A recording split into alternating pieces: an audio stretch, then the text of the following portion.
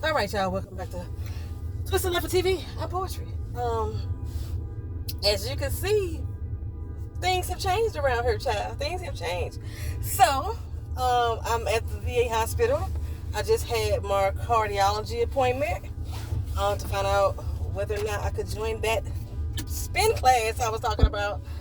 And no, not yet. What they did right now is put me back on another heart monitor, child. 2 weeks this time. I think it was 10 days last time. We hoping that my skin don't break out like it did before, but he said if it does break out, take the shit off and mail it back in. But I'm hoping to make it this whole 14 days so they can have an accurate diagnosis, because apparently I may be able to get off the medication if they don't show that I'm still having AFib situations. That's what they told me. Now, let me tell you, this is why sometimes the doctors get on my nerves, right? So, I've told y'all that I started getting where I had what they consider to be possibly GERD, where I had the acid feeling burning coming up in my system, and that it's a possibility. I wanted the GI to test it to see what the fuck was wrong while I was getting it, and I was getting refused the service at first, and then I finally got it scheduled where I could do the GI test to find out what the hell is going on. Okay, well, according to both of the doctors that I've seen today, I've seen two, the GERD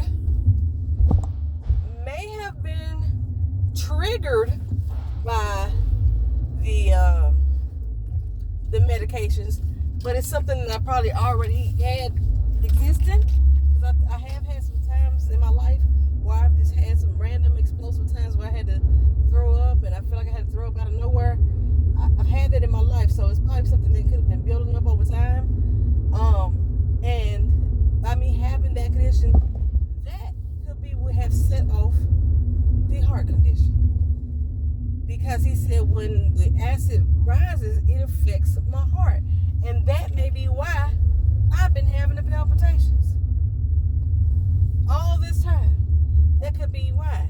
So instead of me getting GERD because I'm taking the medication, it's possible that I've already had the GERD developing over my lifetime, and that's what's triggering the heart situation. Ain't that something? Also, too, she stated because at the time that the incident happened back in December, where I told y'all my magnesium bottomed out, my potassium bottomed out, and she told me again that once I did my lab work back in June, that my potassium was low. My primary doctor is horrible and not giving me information. I didn't know it was low. Nobody ever mentioned it to me. But apparently she said my potassium was super low back in June as well. And that's when I started getting palpitations again. Quinky dinky? I think not. So she's saying that it's very possible as well that because my magnesium and my potassium bottomed out like it did, that also could be an indicator of what caused the heart palpitations. Maybe I've been having bouts in my life where it keeps dropping low and then it gets corrected and it drops low again. She said that all of that could be the reason why I had the SVAT or the S whatever, and the V fib and the V flutter, all that junk, AFib flutter, the heart stuff, child, the heart stuff. So just because those things bottomed out, which is what they kind of told me back in December, that's what kicked my heart rate up like it did. So once these things are corrected, then the heart issue itself does not remain. So I could very well be off all this medication, but I know that I have been experiencing the flutters and stuff again, with the palpitations again. But I just got my damn GI visit last week, and they don't scheduled for me to do the endoscopy where they put the camera down my throat to find out what's going on. They haven't scheduled that until January. I gotta do like a dye test in a couple weeks. I do that in a couple weeks. But other than that, child, I don't get the camera until January. So my heart condition may very well be a symptom of other crap. I am eating gummy bears. So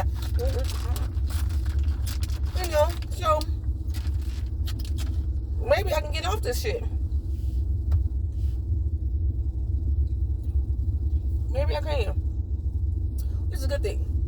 That's some good news to hear. But I can't join the spin class yet. So you gotta wear this for at least 2 weeks.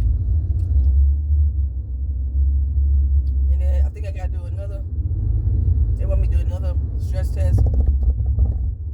EKG. Well, I did the EKG today. Possibly another stress test.